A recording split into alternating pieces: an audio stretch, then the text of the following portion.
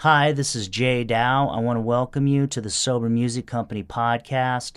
I started this podcast to celebrate and spotlight the incredible people in my life, where we sit down and chop it up about their failures, their successes, and what they've learned so far in this journey of life. Thank you so much for listening, and thank you so much for sharing the podcast. I really appreciate your support.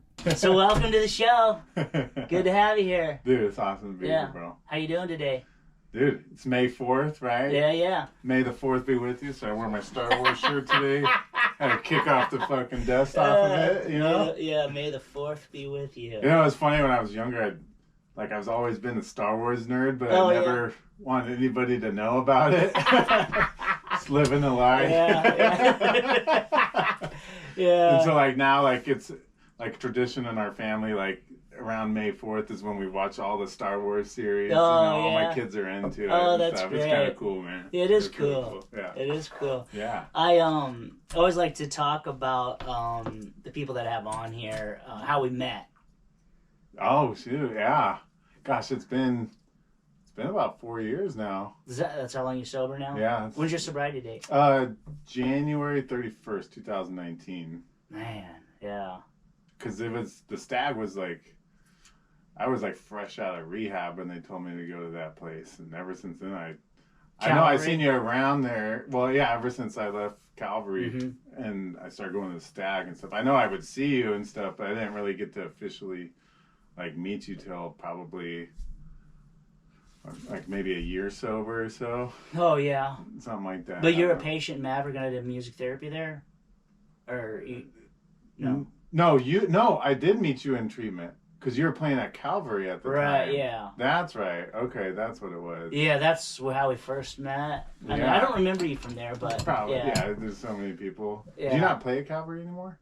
No, after COVID, I stopped playing there during COVID, and I just haven't circled back around. I do an H&I over there once a month and stuff, so I always get to see them. Oh, yeah, cool. It's pretty cool. What do you do? What H&I you do there? I do the partial hospitalization program. So I just go in there once a month and bring a meeting in. Yeah, just bring a meeting in. It's just me. Yeah. I just share my story and go around, just talk with the guys, just rap with it. I've been doing that for 2 years now. Oh, that's cool. Yeah, it's been awesome. Well, the last Saturday of the month. Or... It's the second Monday of every month or something like that. Yeah, it's cool. H&I is where it's at. Hospitals and institutions. That's why the Tuesday night in Stag it's my home group. Is it your home? Oh, absolutely. Yeah. So for people that don't know, the Tuesday night in Stag is an AA meeting that started I think in 1942. Wow. In California. Wow. 42, 45 around there. That's crazy. And so it started in Cali. And so, guys from that helped write the big book started that meeting in Cali. Wow. And then John Butler brought it here, I don't know, 25 years ago or, a long time ago. Yeah, I mean, because my sponsor, he's been going to that meeting for 20 years. Yeah, it's been... I can't even imagine, 20 years going to the same meeting at the same spot. Yeah. I've never been able to be, consistent in my life until I got sober. Yeah. Are you spotty where you'll go for a little bit and then you'll stop? To the Stag? Or just in general? I really try to go to the Stag every Tuesday because it's my home group. Well, yeah, I mean, I go to that too consistently, but just in life. You know what I mean? Was I consistent at anything? Yeah. Being a fuck up. I ran that a long time successfully. Yeah.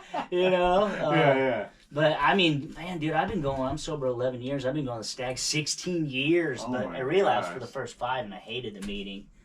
Hated everybody in it, and I never came to recovery to get sober. I was just, because I was homeless and had nowhere else to go. It was the only reason why I ever came. Wow. What you really came to change your life? I came. I had no idea what I was doing.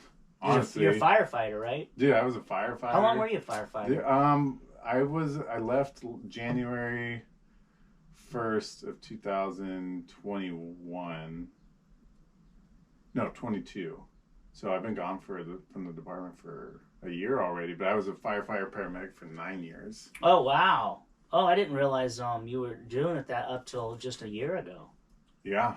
Oh, wow. Yeah, it was a long time. Wow. I can't believe that year has gone by so freaking quick, man. Boy, did you just like, well, you've got treatment centers now, sober livings, like, were you just like, Dude, that was one of the hardest decisions I've had to make. Man, I would think so, because I mean, to get on the fire department, was it Phoenix? Yeah, Phoenix. That is hard to do. Dude, when I took the test back in 2011, I got hired in 2013, but there was a test that was like basically like a year and a half list, right?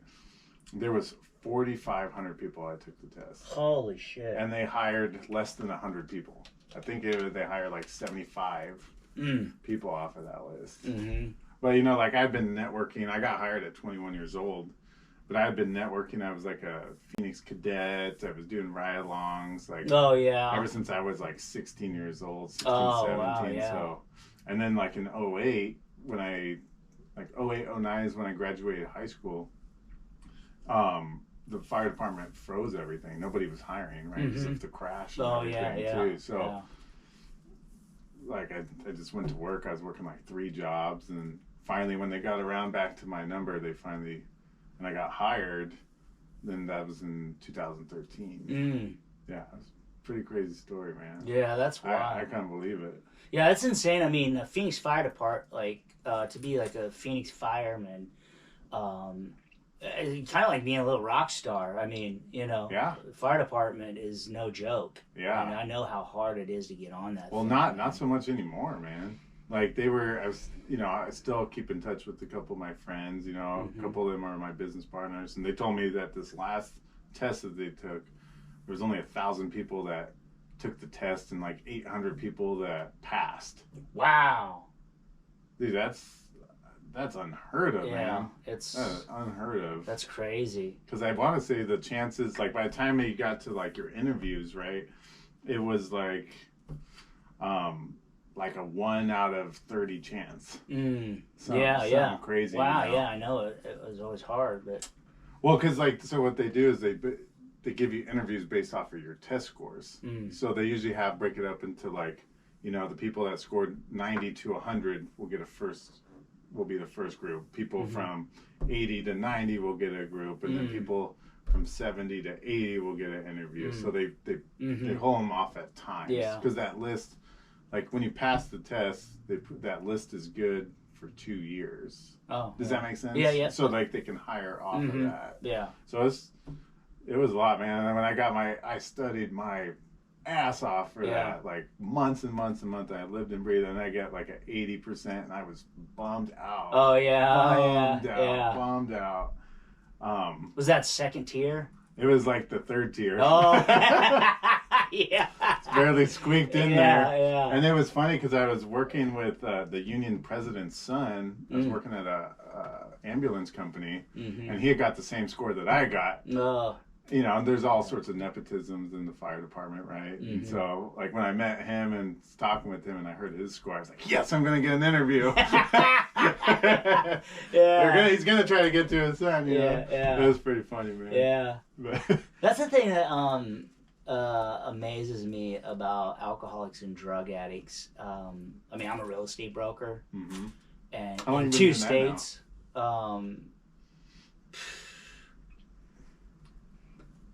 24 years I've had a real estate license. Yeah. Damn, dude. Yeah. That's crazy. So I got the first one in North Carolina, living with stripper. I remember that. Yeah, had a recording studio, and I was 29 years old, and I just wanted to change my life. Years before I even knew what an AA meeting was. Oh, yeah. I was just like chasing music, and my sister, I have 3 sisters, but my blood sister, so I have a blood sister, half sister, step brother, and adopted brother. Oh, wow. But my natural sister, Shannon, was going to law school, and she's 2 years younger than me. And when my sister went into law school, and I had the studio in Charlotte, North Carolina, living with this dancer, I thought, man, I need to make some changes, you know, and so I just went in community college and got a real estate license. And you got it at North Carolina?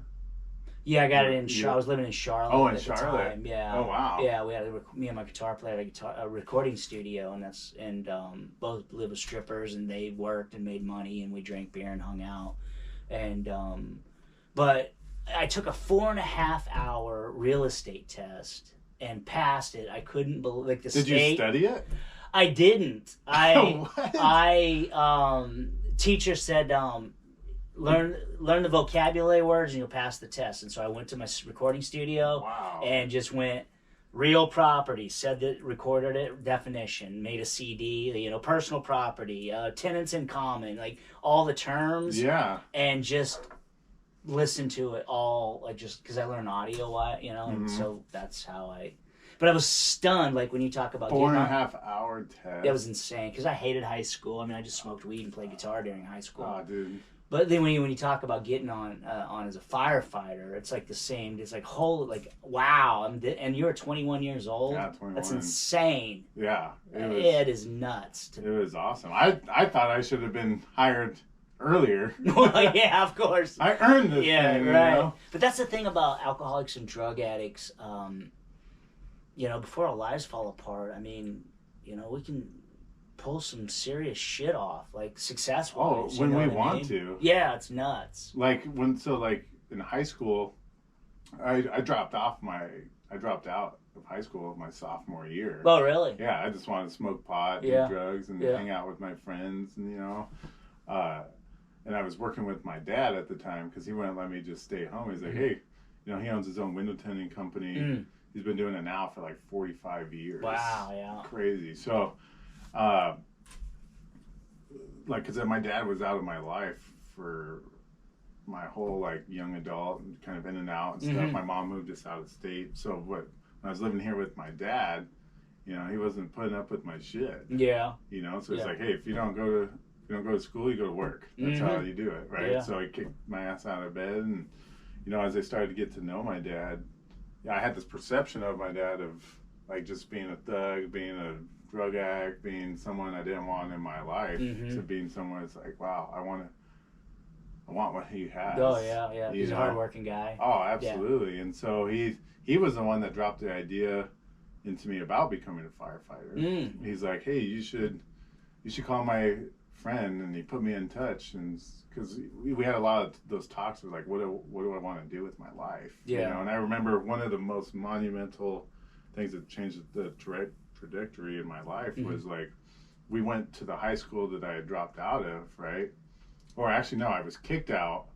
I went to a different school, and then I dropped out from that school. So I went to the initial high school that was close by my house, which my dad went to that high school too, which is kind of cool. Yeah. And they turned me around. They denied. They're like, hey, we were talking to the front desk people. I'm like, yeah, sorry, can't come back, right? Oh, wow. And so my dad was already walking away, and I said, you know what? Can I speak with the principal? And, like, they're like, sure. And I went down and sat just like this with the principal, and I told him what I wanted to do with my life. That I wanted to get back on track. I have goals. I want to become a firefighter. And he gave me his chance. Wow, really? Changed it. Wow. So come on back? Yeah, so, like, that next week I got enrolled, and he's like, listen, you got to take some night classes, right? And from my junior year on, I got straight A's. Damn. I just tried. Yeah, I know, right? Just try. What a concept. And I stopped smoking weed. Yeah. Imagine that, right? Yeah. And so, like, I was doing, I just kind of got out of that mindset, But, like, I knew I was a drug addict way before I did a freaking drug. You know what I mean? Like, I knew there was something different. Like, I like things a little too much. Yeah, right? yeah. When I was the last guy to stop partying, and I was the first too. one asking for more. Yeah, me too. You too? Me, as a kid, yes. Yeah, just as a kid, whether it was, like, video games or just, I can super, like, hyper focus on things, but you were like that too. Yeah. And so, like, I just think that's, like, a gift, a spiritual gift, right? And, like, when we're sick, we misuse it. And then when we start getting better, like, we put it into things that have purpose and meaning towards it. Right? It's true. And, my dad he started a lowrider club here in Arizona. Oh, yeah? Back in his early teens called the Majestics. Mm-hmm. Have you ever heard of them? Mm-mm. And so like that's kind of how it got started for me, right? Was like my dad had a bunch of old cars, Mm-hmm. classic cars, and like I wanted one. Mm-hmm. You know, I wanted to be like my dad. Yeah, yeah. And I remember one of his best friends, who was the president of the car club, passed away. You know, and I remember going to the funeral and seeing all these fucking people that cared about this guy out of state. Like they were all united for one cause because of the Majestics. Now the Majestics are countrywide. Oh wow. They're big time, you know. And I just remember, and like this guy was like famous, right? And like death always does something to me. It like changes me, you know. It's like, wow, how short life is, you know. Yes. And it just really changed me to where I'm like, dude, I don't want to be a fuck up. Yeah. You know, what do I got to do? Yeah. And then I remember like I started getting back into school, and my dad said, listen, if you graduate high school, I will buy you a car. Really?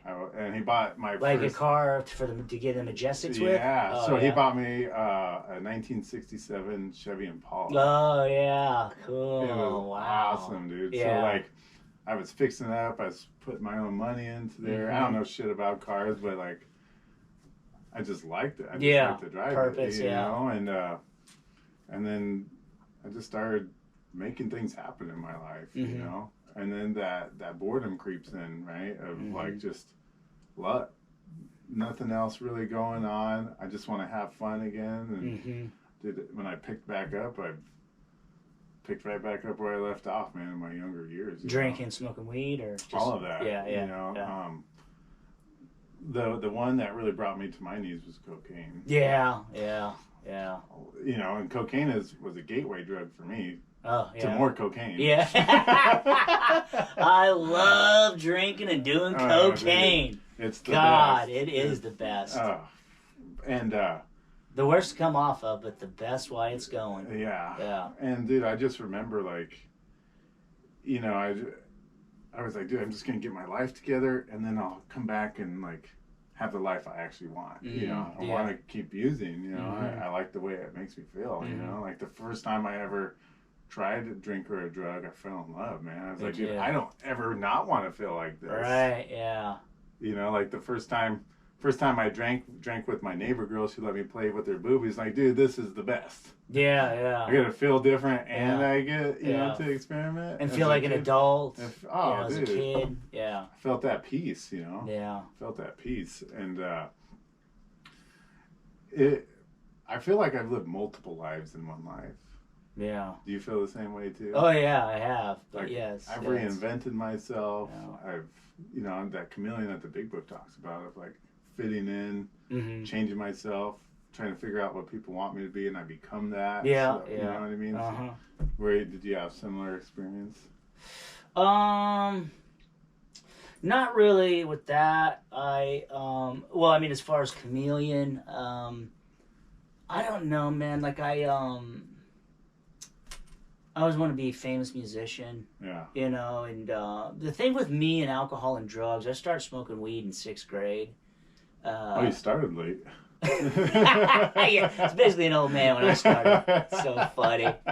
You know, I love it. Like AA man, like, yeah, I started drinking Jack Daniels 6 months old in the crib. Yeah. You know, just funny. Yeah. But alcohol and drugs, I always ran around with older people, people that weren't even in school. And I just never felt, being a kid and I was running around with people 10 years older than me. And I just, school and kids just were corny to me. I ran around with like teenagers and stuff, you know, people that were seniors in high school when I was like in 6th grade, and people out, you know, barely out of high school, partying with people 10 years older than me as a kid. And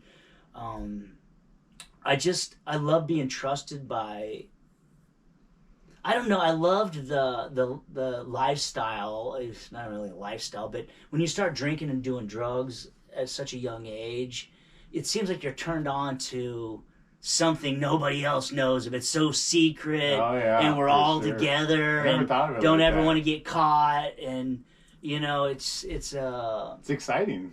Oh yeah, it was super Like exciting. hiding your stash from your parents. Right, and my mom's a prison guard. Oh my and so, God. you know, she had cop friends, and she worked for the cops back So home. extra exciting for you. Yeah, Huh? and so that whole cat and mouse thing.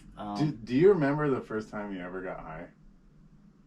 Or drank? I remember the very first time I ever got drunk with a friend in 7th grade, but I started smoking weed in 6th grade.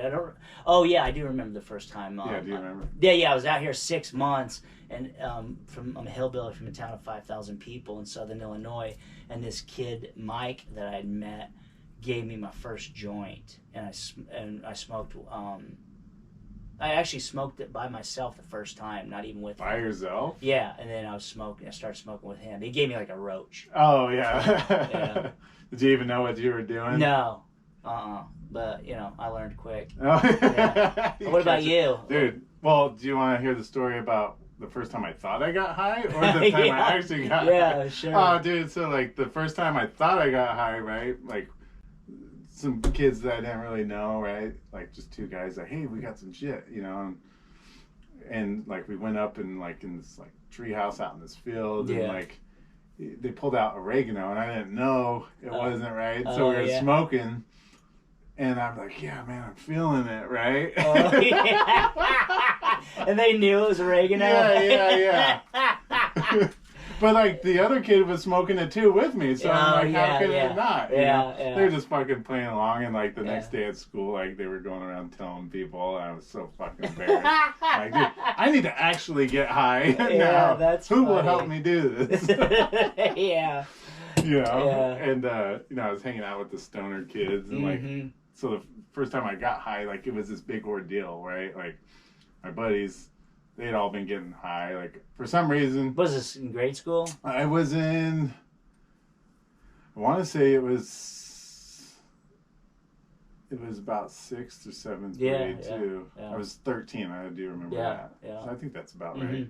So, like, I just remember, like, we were just talking about all day long, right? Like, these kids were such bad kids. They'd fucking bring knives to school. Yeah, they would bring weed to school. Yeah, like, I remember. Oh, man. And I just, like, I couldn't wait to do that. Yeah. And so, like, you know, we go to this, like, this big grassy area that they used to get high at, like, behind a Safeway, and, like, they have chairs up. Like, you could tell these guys got a little chill spot, you know? And I remember just smoking, and, like, I couldn't really feel anything, right? And I was like, okay, this is cool. But, like, all the attention was on me that day, right? That's what I really liked about it. Is like, because like you're the new guy, and you're gonna love this. Yeah, you're gonna love it. You know, first time popping my cherry. You know? Yeah. And I remember there's like this tree branch, and I jumped on it, and it snapped, and I fucking ate shit, right? Yeah. And we were all laughing. Yeah. And dude, I laughed. God's honest truth, I laughed so hard that like I blacked out. Yeah. And like I had no idea what was going on. Like when I came to and I was like walking, I felt like I was walking underwater. My pants felt like I wet myself, and like all these crazy things were happening, right? Like one of the friends pulled up to the Safeway, and like in a moving van, like I thought I was just high, but it actually happened. Yeah. And like his mom's like pulling in driving, and the kid jumps out of the car and like tumbles out. Yeah. And I'm just like, did that really happen? You know, and then like we go into the Safeway, and like we're all broke and stuff, so we would like we'd steal some shit and eat it, and I couldn't wait to do it again. Yeah. And it was like I was just hooked after that, you know, and like too. A couple bad trips, and like it's like a love, like weed for me was like a love-hate relationship. It's like I'd have some bad trips without leaving the house. Yeah. I didn't like doing it by myself. Oh yeah. Paranoid. Yeah. I remember the worst trip I ever had. Like I smoked by myself, and I got it from like this Indian man. So I don't know what was in that thing. Spirits that got me. Yeah. And like. You know, we were raised Christians, right? Like to believe in the rapture and stuff like that. And I just remember like, shit, the rapture just happened. Right? And like I'm calling, people aren't answering their phones. I'm going outside, there's no cars out, there's no neighbors. Out. Dude, I was freaking out, man. Oh, fuck. I'm like, I need to move on to a different drug. Yeah. Yeah, that was back in the day too, where Yeah. I mean, I couldn't even imagine smoking weed now. It's one hit, it's like acid, like God. Yeah, the laughter and all that. By the time I was a junior in high school, I stopped smoking weed.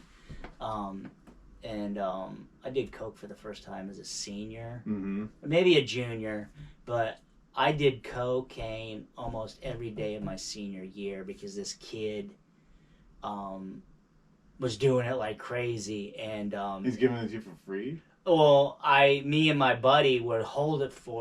He's buying 8 balls. He's buying it from the Hell's Angels, and selling it. Yes, and selling. Yeah, God. yeah, and so, but his dad was like a professional weightlifter. Oh, really? And would beat the fuck out of him, Wow. Especially over cocaine, and so I would we had like these little duffel bags, me and another friend of mine, and so he had just tons of coke, 8 balls, we kept them in chew cans, plastic chew cans, you know what I mean, and so I did cocaine I think almost every day of my senior year. Then we got busted. I was getting ready to fly back home because I went back home every summer to my dad's, and like the day before I was supposed to go back, we were partying at my other friend's house, like my best friend's house, and then this kid's parents came over, and this woman's in the front yard throwing cocaine. They do cocaine at this house. This big drama. We're all trying to wake up, like, what's going on? You guys have a for sale sign out there? And so, like, I remember my buddy's mom, because I basically lived over. I went there every weekend. We partied, and my buddy was adopted. And his parents were super loving. They both just passed, but I remember his mom was driving me home after we got busted for coke, and she's like, "Do you think it's fair that he gets busted and you get to come home and not get in trouble?" Dang. And I was like, "Oh shit!" And she didn't tell my mom. Oh. Yeah. Wow. Yeah. But I remember one time in high school, that was senior year, my mom was a prison guard. She was a sergeant at Perryville Prison, when it was a men's prison. Oh, wow. And she came home one night, and me and the kid whose coke I had all the time, he had been over, and he was just a massive 16 years old. But we get home, and my mom sits in her favorite chair, and I'm over there on the couch, we're watching TV, and she goes like this, and she pulls up a bullet of cocaine, in a bullet, and she's like, "What's this?" I'm like, "It's not mine, it's not mine." You know what I mean?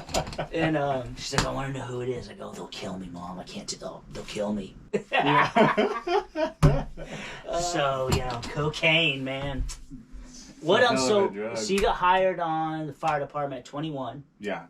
And then how long, what happened with as far as addiction and drinking and drugs and...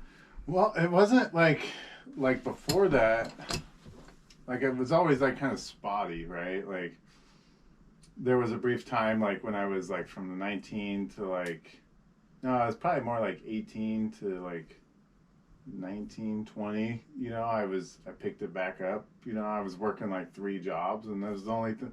I didn't really have many hobbies, so like that's just what I like to do, Just work and do coke. And, well, and then so like my mom moved in with me, right? And my mom was a big time, cokehead back in the day, you know what I mean? Yeah. So like she was living out of state, and she was like partying and doing some stuff, she was dating some guys that had some money, and like they had the drugs, and she picked it back up where she left off, like she never used from my whole childhood. My mom was probably sober 20 years. Just quit, wasn't in AA or nothing? No, she didn't do any program, she found God and like just found a way out, And my dad's the same way too. Both of them are addicts, but they never came to AA, right? So I never even thought that was AA was a solution. Yeah. Because I didn't think I was an alcoholic. Yeah. And so I remember my mom kind of reintroduced me to it. Wow, yeah. You're doing coke with your mom? I was doing coke with my mom. So she was living with me, and we were doing it all the fucking time. And like her boyfriend... Like before you got on the force? Yeah, before I got on the force, from like 18 to 19, something 20, like that, like there was a good like year time where we were fucking around, and like he would mail it to us you know, and Her like blow boyfriend? dryers. Yeah, Oh, so yeah. she would, you know, he would ship out 8 balls and stuff like that because I didn't really know where to get it from here. Yeah, yeah. You know, and like blow dryers, what? yeah, he would stick the coke in blow dryers like in that the you dry battery. your hair with? Yeah, Yeah. yeah, and he would stick them in like in the batteries where the batteries are supposed to be. Oh, yeah. You know, and he would do stuff like that, and like, dude, it just drove me right back in. But like, what was weird though is like, I was able to just stop. Mm. Yeah, you stop know what I mean? coke and yeah. I mean, I was doing it at work. I was working an overnight security job. Yeah. Oh, that was by yourself. Shit. Oh yeah, by myself. And I met the mother of my kids there too. Oh, yeah. You know, because they had like nursing and stuff, and that was the best job ever, man. Yeah, yeah. And I was like getting loaded at work. Mm-hmm. And then by the time like the fire department kind of came around, cleaned my shit up, I got back in shape, and I just was able just to walk away from it. Yeah, yeah. Without hesitation, you know. And I would like drink a little bit, but it was never really a priority. Problem. Yeah. It was never really a thing, you know. And so like I get hired, or like, you know, before that I got my shit cleaned up and I get hired. I'm going through the academy. I'm going through my probation period. I'm going through life. You know, I get the mother of my kids pregnant with my first daughter. Dude, in life, we get a house together, and life is fucking amazing. Yeah, making money. More money than I've ever made in my life. I got the dream Firefighter at 21. Got the dream career. I got the kid. I got the respected by house. the community. Everything, dude. And like looking back at my life now, I became a firefighter very selfishly. You know, like, I did it because my dad thought it was a good idea, so I wanted to please him. And then B, I wanted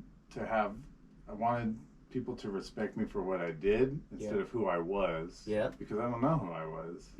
I've never known who I was, right? But like, you know, as soon as I tell people I'm a firefighter, like that was my ego. Yeah, yeah. Like instant respect. Yeah. They're like, oh, you know, you must be the best dude ever, right? Yeah, right. You know? Absolutely. And so, like I got to hide behind that mask for a very long time, you know?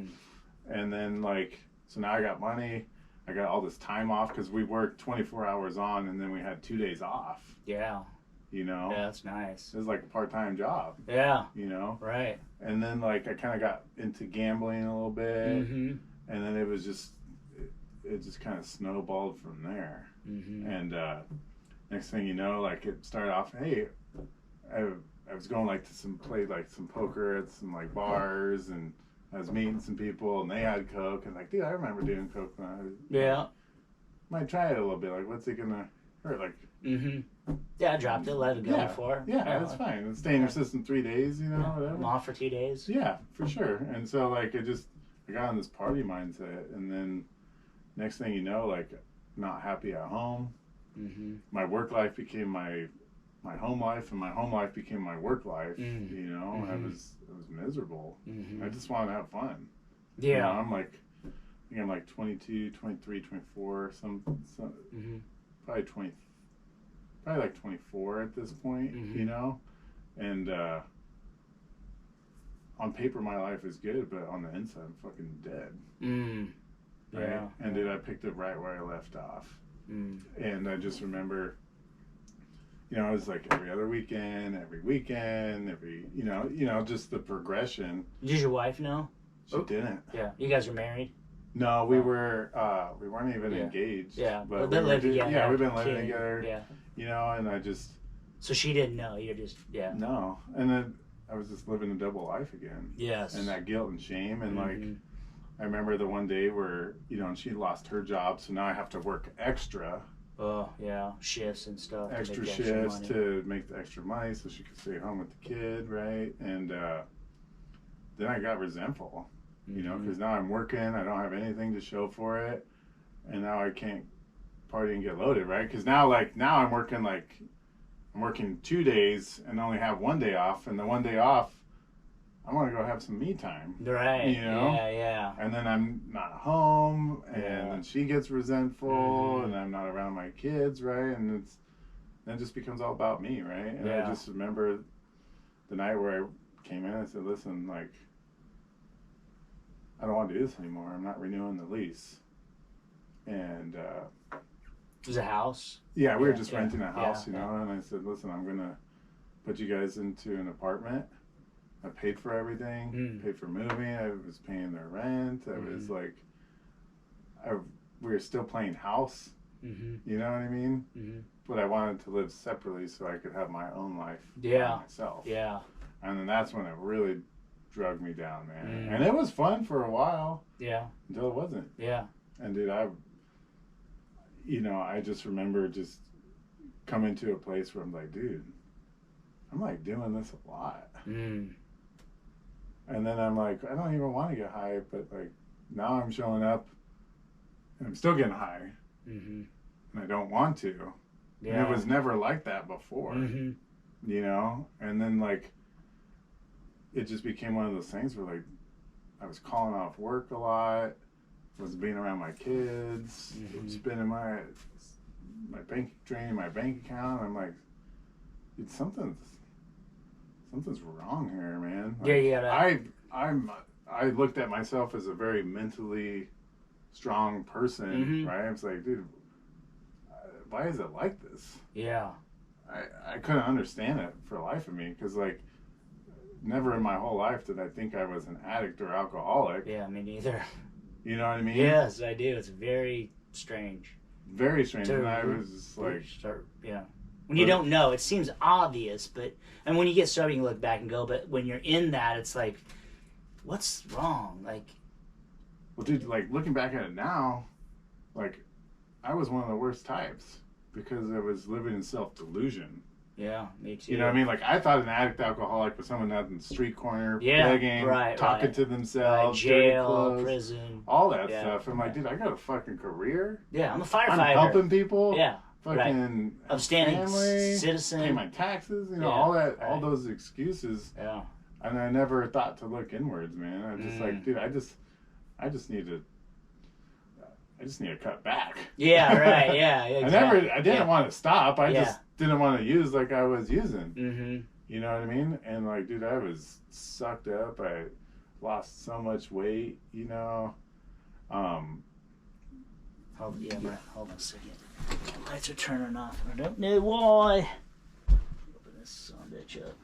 That's a good thing about editing video, because you know. It's like it never happened, huh? Yeah, but I don't know why these bad boys are, could be time to power down. Oh, I'm gonna go with that light. No. I'm gonna try that again, but I'm gonna put the ceiling light on too. What time is it? Oh, we're good. 12:15. This ceiling light gets we start at 12:30. 12:20. The ceiling light gets hot, but I'm gonna have to turn it on. You're good, man. You're good.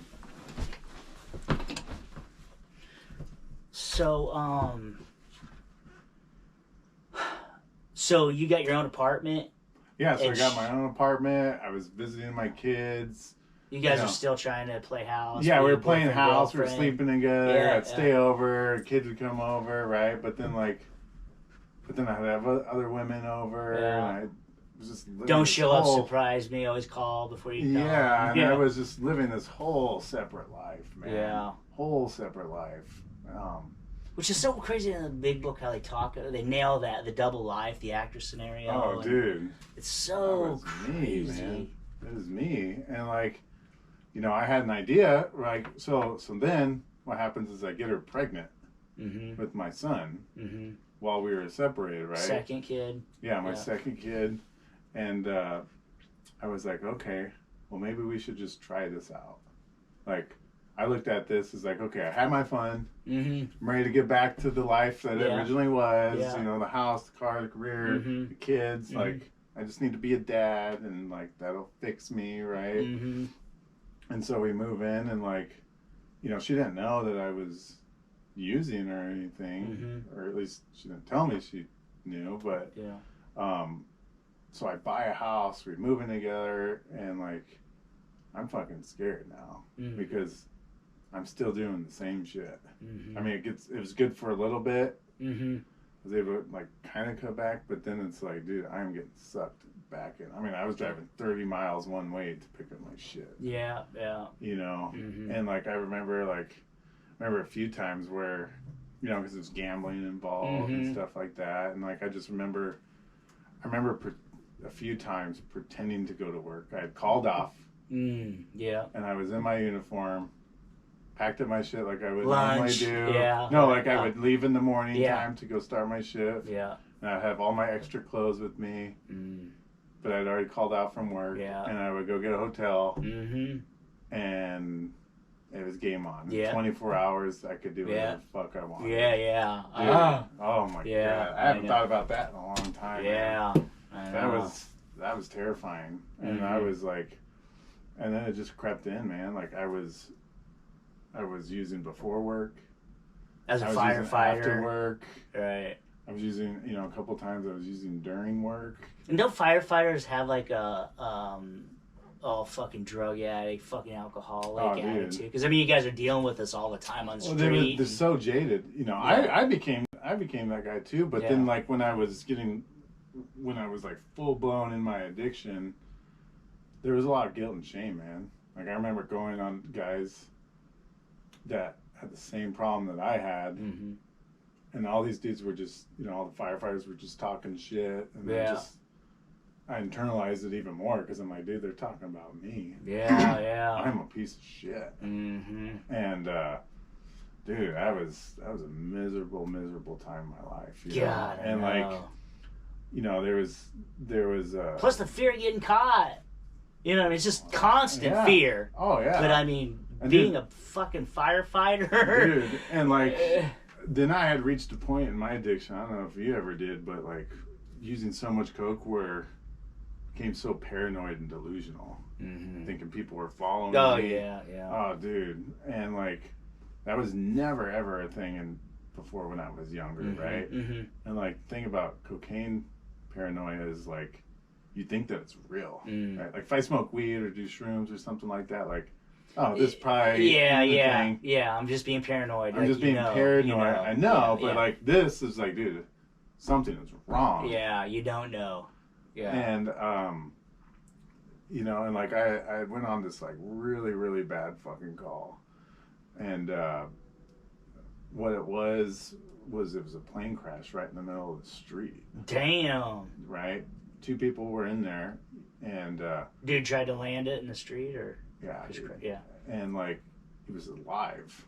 Oh yeah. You know, it was a guy and a girl, and like I couldn't even look at the girl. Like, just face was blown out, right? God. And like, were you high? No, I wasn't high. Yeah. I wasn't high. Like detoxing.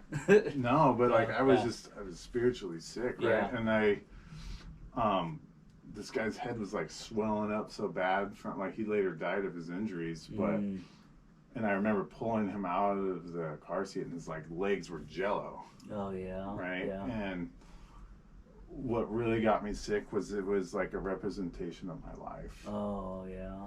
You know, that like I had fucking severely crashed and burned my life, and I'm fucking dying. You know, and I raised my hand. I went through the process the fire department was so graciously had. You know, like asking for support. I'm like, hey, something is wrong with me. I'm drinking too much. I've been on some really, really bad calls, and like I need to take a break. Oh yeah, you know, and like a couple weeks didn't before mention drugs, just drinking. Yeah, I didn't mention the drugs, right? And like a couple weeks before that, I just had a really bad run of bad calls. You know what I mean? And like I was on one call where I was high, and it was a 14-year-old girl that got ejected from a car. Oh my God, yeah. And I was fucking high. Yeah. You know what I mean? Trying to work on this girl. Yeah. And I was the lead paramedic, so like, dude, I'm fucking spinning. Yeah, yeah. You know what I mean? And like before that, I went on this 13-year-old girl that hung herself. Oh my God. You know what I mean? Like it was some nasty fucking calls. Yeah, And it was like a bad run, man. Right. And like now I'm using more to cover that up. Yeah. And so finally I just said, dude, I need to like do some class, and I remember sitting down just like this with the fire department counselor. I'm like, dude, I need to do something. I'm like, oh, well, what do you need? What do you think the first thing I said was?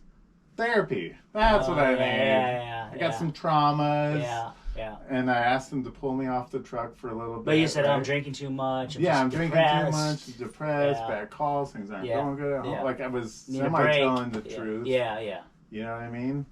But I was still living that lie, right? Yeah. And like my ulterior motive is because like, dude, I can't kick the shit right now. Mm-hmm. I don't want to be at the firehouse, right? Because now I'm working overtime to pay for my addiction. Right, because cocaine is expensive. It's very expensive. And I just can't catch a fucking break, man. Yeah. Right? Right. And nothing is working. I can't stay sober. Well, I'm drinking because I don't think it's a problem. I'm going to all these like outpatient classes, and I just need to kick the shit. And while I'm in these classes, I can do good. Mm-hmm. I can put together a few days, no problem. Mm-hmm. But like just the life stressors at home, and you start drinking, and just fuck it. Yeah. You're still around the same people. You're still around the same environments. Mm-hmm. You're still living that lie. And I was like doing this behind the mother of my kid's back. Yeah. You know what I mean? It's just like fear compounded. It's just dude. Fear everywhere you turn. Yeah. Like it's hard to remember living like that, but listening to your story right now, it's like the fear of getting caught by her, the fear of getting caught by the fire department. You know what I mean? Like you're just so close to the fire, like getting pulled over, getting busted. All that stuff. My God, it's not even fun. And like I could not enjoy anything, man. Kids that want your time. Yeah, like, my kids want I'm a piece of shit dad. Like all that stuff, man. Like I remember just at my daughter's birthdays getting loaded in the bathroom, and now I'm so paranoid that like I can't even be around them. Yeah. You know, it's like, dude, I've missed out on a lot of shit because of that, you know? And like my best thinking, right? So my son's getting ready to be born. And I just remember just breaking down and crying, and I was getting honest with a few people, right? Where I'm like, dude, I don't know what's wrong with me. Never had this in my life. And I just remember just breaking down, crying, vowing that I will never, if I could just see my son take his first breath, I will never use again. You know, like he was like Jesus of Nazareth coming to save me. Yeah. And I believed in this theory so much because I was trying all this extra shit. I was trying to find hobbies, going to the gym, eating different, just trying different. Yeah. Trying religion, trying whatever it was that I had, and nothing was working.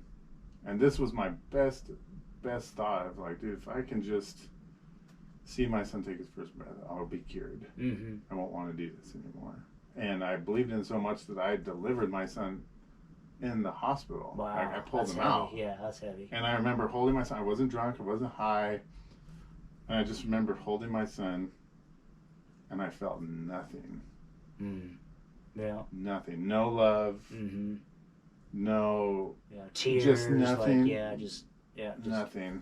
Could have been a football. Might as well have been. Yeah. Right. And like, I just remember just thinking in that moment, like, wow, I just want to go get high right now. Fuck. Dude, yeah. Just bankrupt emotionally. Every which way, man. Yeah, spiritually. And like, so he comes home, and it's just right back to the races, man. Now it's worse because now I broke the vow. Right. Now I'm running from the vow, and it's just like, it's like that rubber band effect, man. Like it's pulling so far, man. Something's about to fucking snap. Man. Right. And your woman, I mean, she just had a kid, so she needs your help. You got I'm fucking full daughter. I'm even worse now, like full blown paranoia, full blown alcoholism, full blown everything. Delusion, sleep deprivation, everything, man. Like I'm back on the fire truck, and I can't stay sober. I'm using that work. Oh my God. I have to work extra now. To pay for my habit, and she's not working, and it's just, dude, it's just all fucking bad. And you know, I just remember one of the nights, man, where I was like, dude, I feel like killing myself. You know, and I told on myself, you know, and that's one thing that I could to the fire department, to one of my friends on the fire department, right? Like I think I'm suicidal. And you know, I couldn't pass drug tests because like they're drug testing me now because I told on myself. Oh, yeah, yeah. And now I can't pass a fucking drug test. You're pissing hot for coke? Yeah. What did they say? They're like, dude, what the fuck? Yeah. Yeah, I'm sure. And, but I'm not being honest about it. Mm-hmm. I'm not being honest with the people that are trying to help me, but you're like, it's probably... well, yeah. And somebody else's... No, I always took responsibility. Like, there was a point where, like, there was no more running. Like, I had to tell the truth. Right. I'm like, hey, I can't stop. Yeah. I can't stop, right? Yeah. And I remember, like, telling my dad, going to his shop and, like, dude, I need to speak with you, right? Like, he was the one man that I, like, got honest with at first. And I said, Dad, I have a cocaine problem. And, like, I just remember my dad just looking at me and was like, just stop. Yeah. You have so much to live for. You have a beautiful family. You got a career. You're willing to throw that away for some powder? Yeah. And I'll never forget, man. I looked at my dad and I said, yes, I am. I cannot fucking stop. I have tried all of these things and nothing is working. I've never had this, right? Like, my dad was one of those fortunates that just stopped one day. Yeah. He gave his heart to Jesus and now he's cured. Never picked the shit up. He's close to 40 years sober now. Without the program. Without the program, right? Yeah. And so, insane. Dude, I just never... I knew I was fucked, dude. But I didn't know there was any other solution. Like, my best thoughts could not, the issue that I had with the fire department is they were asking me what I wanted. Right? What do you need? They'll throw all the resources at me, but they didn't know how to handle an addict like me. Yeah. And most people don't. No. And the fire department, they don't get a lot of this. No. No, like, they don't. Yeah. They get a lot of good people. I'm not a good person. I faked it, right? And dude, and so then one night my friend comes over to pick me up and he's like, listen, dude, I need to take you somewhere. A guy off the force? Yeah. He's like, listen, he told me his story. He's one of us. Oh, yeah? Like, he got sober and all that stuff. He's like, dude, I need to take you somewhere, man. Wow. Like, I'm afraid that you're going to kill yourself. Oh, shit. And that night, like, he came over and he's like, well, when are we going to go? And he's like, dude, I want to take you tonight. Right? And now, like, the mother of my kid, she has a son. She has our son and she has my daughter, right? And I remember, dude, this was, like, one of the first moments of clarity that I had, right? Where it was that voice. I always tell this story where it's like, dude, I had this inner voice leading up to this, where it said, Mario, what would you rather lose? Would you rather lose your family, or would you rather lose your career? And internally, I picked, well, fuck my family. Right. Like, I need my career. I get a new family. I get a new family. Yeah. I get a new family. I need money to feed my house. You know what I mean? Firefighter. Yeah. And so, like, that night, I got honest with her. Like, she knew something was up. And I remember pulling her in the room. I was like, listen, I'm going to go to this place. And I need to tell you something that I've been hiding. Not like I'm sneaking out at night. I'm not coming home. I'm doing, I'm out. I'm just fucking lying. And my lies were so bad that she would stop. You ever lie so much where people just stop asking you? Well, yeah. Me and Sandy were just talking about this the other day about, like, I stopped and towards the end I just stopped saying sorry. I couldn't hear I couldn't listen to myself fucking say it anymore. I just stopped saying it. Like, why are you gonna ask me? No, I'm just gonna lie to you. Yeah. You know what I mean? Yeah. But this night, I just remember in my inner voice, like, I knew impending doom was coming, right? But I was like, dude, if I don't get honest here, I may never have an opportunity to get honest, right? And I said, listen, I need to tell you something. And right away, she stopped me and she's like, you got someone else pregnant, didn't you? Oh, yeah. I was like, no, I just have a cocaine problem. Chill out. Yeah. And it's almost like a sign of relief, but then it got worse, Yeah. And then I'm like, so there's that. Now I'm leaving tonight. Yeah. Good luck to with go that, to rehab? Right? Yeah, because I went to this, like, banner Scottsdale place is like a psych ward. Mm-hmm. You know, the places where you can't have shoelaces. Yeah, you yeah, know? been there. Yes, I've been there. And so, like, I get in there, and, like, I finally start, like, I instantly feel better. Like, oh, this is great. Mm-hmm. I just need a little vacation. Well, then they put you on a bunch of meds, too. No. Oh, they didn't? I refuse to take meds. Really? Because I'm like, I don't do those. Yeah. I don't need drugs, right? And, yeah, that's hilarious. And everyone's like, all these people are like, okay. Yeah. You know, I'm still not willing to take any fucking suggestions, right? Mm-hmm. And I remember my dad come in and we had these great talks, and I'm like, dude, I finally, like, I had a little bit of that relief. Mm-hmm. You know what I mean? For just telling the truth. Yeah, right? yeah, just a little. Yeah, just a little bit off my back, right? Yeah. And, like, so he picks me up from that place and he takes me home. And I go inside my house and my whole house is emptied out. Ooh, yeah. She fucking packed up the kids and she left. Wow. Cleared it out. While you're in the psych ward? Yeah. While I was in the psych ward, right? And I just instantly felt relief.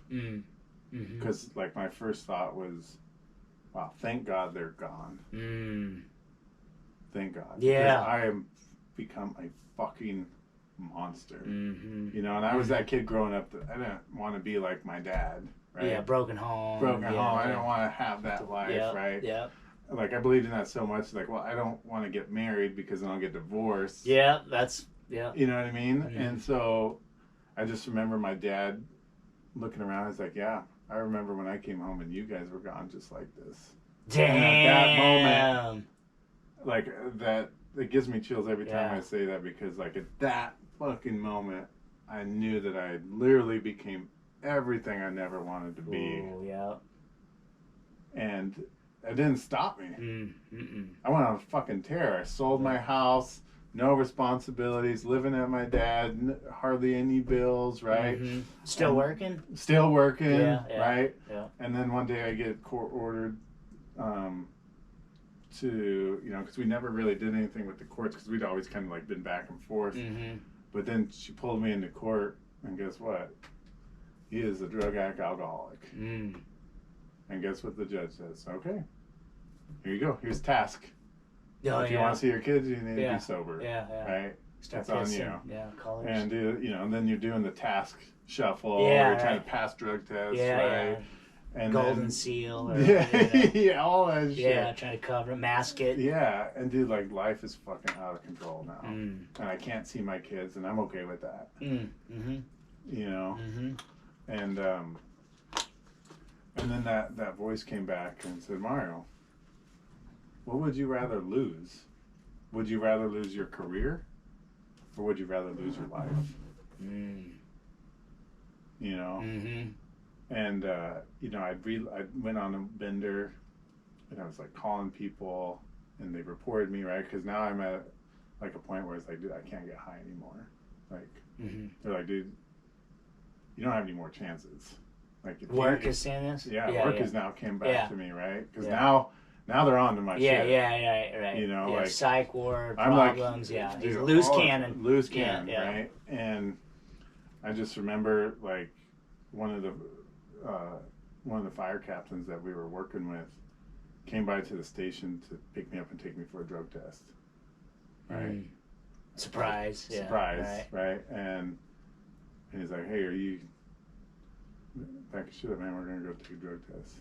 And I'm like, I'm not gonna pass. You know, I've always kind of had that honesty. Like, I've never really lied, except to myself.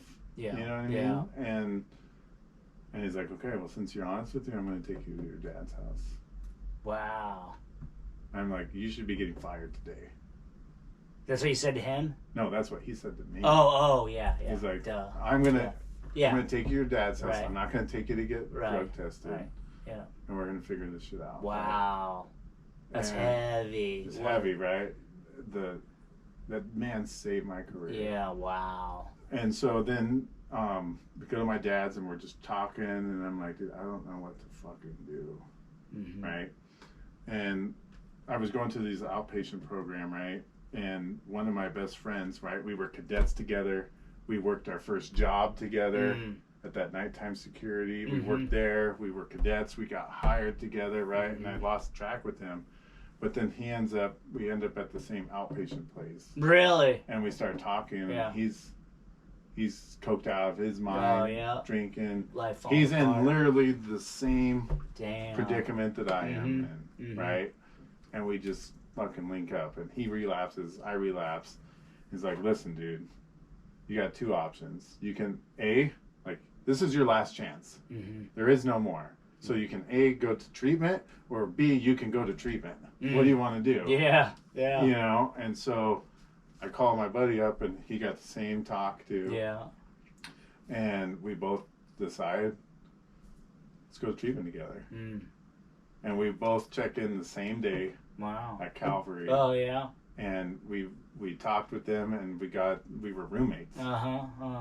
And we did all the stuff together, man. We did 30 days inpatient, 2 weeks at the PHP, 3-4 weeks at IOP. We were going to meetings. We were working with sponsors. We were doing all the stuff, right? And I just remember, because we were sharing our lives together, and I remember coming in and hearing, someone brought a meeting in there, and they were talking about a definition of an alcoholic, right?